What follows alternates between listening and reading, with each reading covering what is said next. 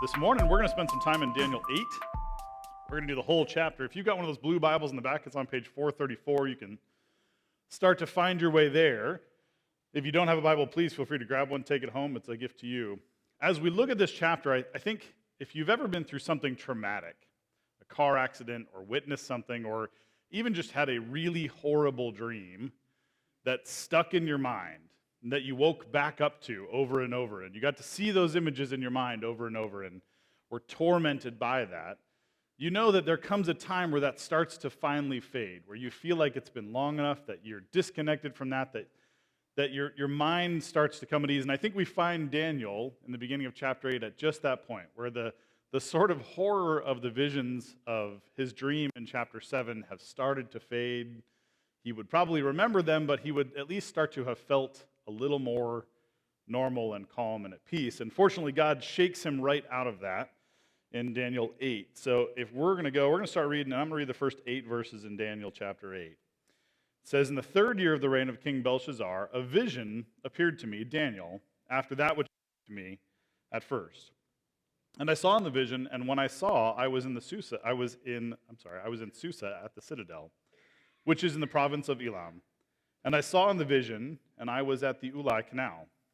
I raised my eyes and saw, and behold, a ram standing on the bank of the canal. It had 2 horns, and with both horns were high, but one was higher than the other. And the higher one came up last. I saw the ram charging westward and northward and southward. No beast could stand before him, and there was no one who could rescue from his power. He did as he pleased and became great. As I was considering, behold, a male goat came from the west across the face of the whole earth without touching the ground. And the goat had a conspicuous horn between his eyes. He came to the ram with 2 horns, which I had seen standing on the bank of the canal. He ran at him in his powerful wrath. I saw him come close to the ram, and he was enraged against him and struck the ram and broke his 2 horns. And the ram had no power to stand before him. But he cast him down to the ground and trampled on him. And there was no one who could rescue from the ram from his power. Then the goat became exceedingly great. But when he was strong, the great horn was broken. And instead of it, there came up 4 conspicuous horns toward the 4 winds of heaven." Right? All is perfectly clear, as with most of the next few chapters of Daniel. We read it once and we go, okay, great, and we move on, right? We have to remember as we read this that there is always, when we're reading Scripture, what we would refer to as a then and them, right? This was a vision given to Daniel, a specific person in time in history, and there was a people to which he was going to deliver this message. And it's helpful for us to begin with their perspective, and I think that does a couple great things for us. Number one, it's unrealistic to think that they would have known anything that we know about the future that unfolds. So we have to think, what would this have meant to them? What was it intended to communicate to them?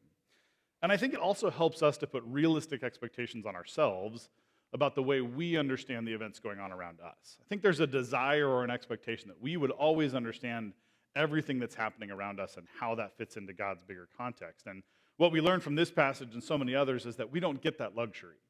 Sometimes we have to understand what's going on in the bits and pieces that we can and let God reveal in His timing what would happen. This passage, like most of the other chapters in Daniel, starts with a chronological marker. It tells us where we are in time. It says that it was in the 3rd year of the reign of King Belshazzar and 2 years after the vision of Daniel 7. Daniel 7, as you guys remember if you were here last week, is a vision about the entire span of time. It's the summary of all of the apocalyptic chapters we're going to read in Daniel. It goes from the time when Daniel is until the end of time when Christ returns. That's the big picture that the rest of these chapters fit into. This particular chapter and the vision here, he sees in a citadel at Susa. Now the irony is the citadel that he would have seen himself in is destroyed at this time. It was destroyed by Babylon.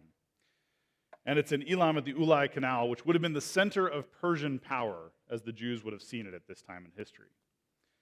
So these are future events taking place in a faraway country, and he doesn't have any context for them yet. So he would have had very little information. There are lots of things in common with Daniel 7 as we read this. It's vague images about future global powers and regional powers struggling, where one kingdom is overcome by another. Right? This is a pattern we started to see after chapter 2 and chapter 7. But there are differences also, right? In chapter 2, those are envisioned by a large statue. In chapter 7, they're grotesque beasts.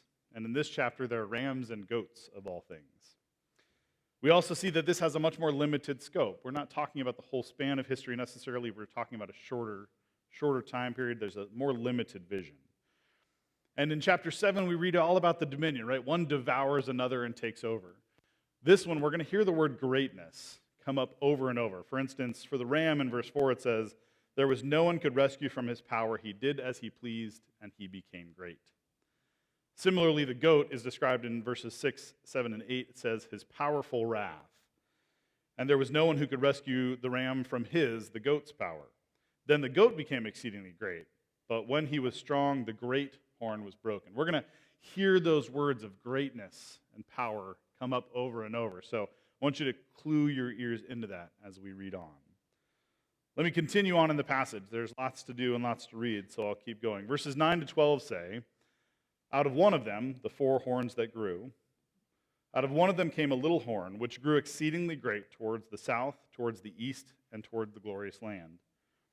It grew great even as the host of heaven, and some of the host and some of the stars it threw down to the ground and trampled on them. It became great, even as great as the prince of hosts. And the regular burnt offering was taken away from him, and the place of his sanctuary was overthrown. And a host will be given over to it together with the regular burnt offering because of transgression. And it will throw truth to the ground, and it will act, and it will prosper." So as we continue to read this story, there are more changes of perspective, right? We're starting to see much more zooming in on individual players than we saw in chapters 2 and chapter 7, where we saw this big scope overview. Also, an interesting fact that you're not going to see necessarily in your English Bible, and that is that there's a shift here from Aramaic, which is much of the book of Daniel from chapters 2 to chapter 8, is in Aramaic, a more common language to the world at that time. Chapter 8, there's a shift back to Hebrew. Now, there's lots of theories about why that is.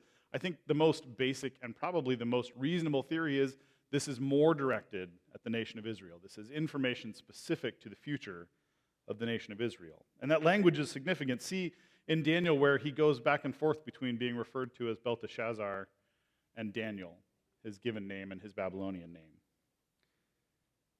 But there's more here that Daniel would have understood that we don't. There's context here that Daniel would have heard, and those words would have meaning to him that they don't have to us because we're so far removed from these chapters. So my goal this morning as we talk is I'm going to try to give you what Daniel would have understood so that we can talk together about what Daniel wouldn't have understood and what the message would have been to Daniel and what he would have had to come to understand given time. There's a little horn here. This is apparently a significant character, and we'll see very shortly that these horns represent kings. Now, this isn't the same as the little horn we see in chapter 7. That comes on a later beast, and it has a different reign of power and comes from a different set of kings. So we have some indication that this doesn't seem to be the same as the little horn in chapter 7, but he's not identified so far. We don't know who or what this person is. And I don't think Daniel would have known that either. In verse 9, we see referred to as the glorious land, right? This would have been Israel. This would have been the promised land. This would have been the object of covenant and hope for the Israelite people. In verse 10, we see the host of heaven and the stars are thrown down by the little horn. Host of heaven is an old word for company or army. So the host of heaven would have been the people of Israel, would have been the nation of Israel. Verse 10, we see the stars are thrown down too. Now, this is a more curious passage, right? And some of the hosts and some of the stars were thrown down to the ground and trampled. What do the stars refer to? As I read this was one of the first questions that came to me. What does it mean he threw down the stars?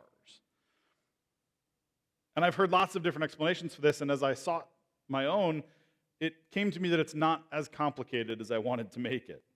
It's something that's parallel to the host in this particular passage. And if we go back a little bit in our Old Testament and we read the Abrahamic covenant, God takes Abraham outside and he says, "Look toward the heaven and number the stars if you are able to number them." Then he said to him, "So shall your offspring be." Similarly, in an address in Deuteronomy 1, it says, "The Lord God has multiplied you, the people of Israel, and behold, you are today as numerous as the stars of heaven." This is language that throughout the promises to Israel and their future and their prosperity was given to them. They were named as stars. They would be numerous and they would be stars. And so when it says that he threw down the host and the stars, that is to say that he threw down the people of Israel. The next we see is verse 11. It says, "It became great, even as great as the prince of the host." Who is the prince of the host? Again, lots of theories swirl around this, and yet I don't think it's more complicated than that. I think Daniel would have understood that the only prince of the host, the only true prince, ruler, king of the hosts would have been God himself. But that raises a question for us, right? What does it mean that he became as great, even as great as the prince of hosts? If that's God, what does it mean for the little horn to have grown as great as the prince of hosts? And what on earth would that have looked like in this vision? The theme of greatness continues here. We see that he becomes as great as the prince of hosts. I assume that the vision that we're given had some verbal elements and some visual elements, and I can only imagine what this must have looked like to Daniel's waking mind. The vision goes on with more information about what's going on. In verse 13 to 14, it says, "Then I heard a holy one speaking, and another holy one said to the one who spoke, 'For how long is this vision concerning the regular burnt offering, the transgression that makes desolate, and the giving over of the sanctuary and the host to be trampled underfoot?' And he said to me, 'For 2,300 evenings and mornings, then the sanctuary shall be restored.'" This is a familiar refrain in Scripture, where the saints of God plea, "How long, O Lord?" Psalm 13 says, "How long, O Lord, will you forget me forever? How long will you hide your face from me? How long must I take counsel in my soul and have my sorrow in my heart all the day? How long shall my enemy be exalted over me?" Psalm 94 similarly says, "O Lord, how long shall the wicked exult? How long shall the wicked be exalted? They pour out their arrogant words, all evildoers boast. They crush your people, O Lord, and afflict your heritage." It seems that even the angels in this vision pled with God, "How long, O Lord, must this go on?" Curiously, this isn't the first question that I would have asked, right? And as we looked at this passage as a staff a few days ago, the first question was why? Why must this happen? Why would you put your people, your temple, your sacrifices, your special selected people on earth through this? But Daniel doesn't ask that question, nor do the angels, because Daniel understood why. Daniel was already living in an exile that God ordained for the correction of the people of Israel. Verse 12 makes it clear when it says that all this is happening because of transgression. Now, it doesn't say because of the transgression of the people of Israel, and there may be some debate about what that means, and yet it's the people of Israel that are being punished. The sacrifices are being taken away from them. They're the ones being trampled underfoot. The sacrifices, as we remember, were never for God. The blood of bulls and goats cannot save a people. They were always reminders for the people. If there's any doubt that this is a punishment to the people of Israel, we need only to look to chapter 9, which you'll have to come back in 2 weeks to hear Chuck speak on, where Daniel laments the wrong done by Israel. Verse 14 says, "And he said to me, 'For 2,300 evenings and mornings, then the sanctuary shall be restored to its rightful state.'" This serves as really the climax of this passage, right? We have this plea from the angel, "How long, O Lord?" And then we're given this number. A much more specific number than we're used to seeing. In the previous chapters and in chapters to come, we're going to see numbers like a time, times, and half a time, right? Which, as I'm reading the Bible, I'm just as confused as you are. It makes just as much sense to me as it does to you. And then we're given this really strange number, 2,300 evenings and mornings. Evenings and mornings is just a Jewish way of saying days. We see that in the creation story in Genesis.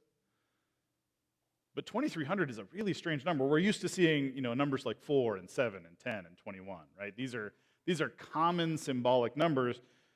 2300 doesn't share that same symbology, doesn't share that same significance as we read through. So how should we understand it? How would Daniel have understood it? Verse 15 gives us some insight into how Daniel understood it. He said, when I, Daniel, had seen the vision, I sought to understand it. I don't think Daniel understood it. It was a number. And Daniel had to take it in just like we do and continue to hope that we will understand. Fortunately, God sees his lack of understanding and sends him some clarification. Verses 15 to 19 read, when I, Daniel, had seen the vision, I sought to understand it, and behold, there stood before me one having the appearance of a man. And I heard a man's voice between the banks of the Ulai, and it called, Gabriel, make this man understand the vision. So he came near where I stood, and when he came, I was frightened and fell on my face. But he said to me, understand, O son of man, that the vision is for the time of the end. And when he had spoken to me, I fell into a deep sleep with my face to the ground. But he touched me and made me stand up. He said, behold, I will make known to you what shall be at the latter end of the indignation. For it refers to the appointed time of the end. The man's voice we hear from between the banks of the canal commands Gabriel to action. So we know that can only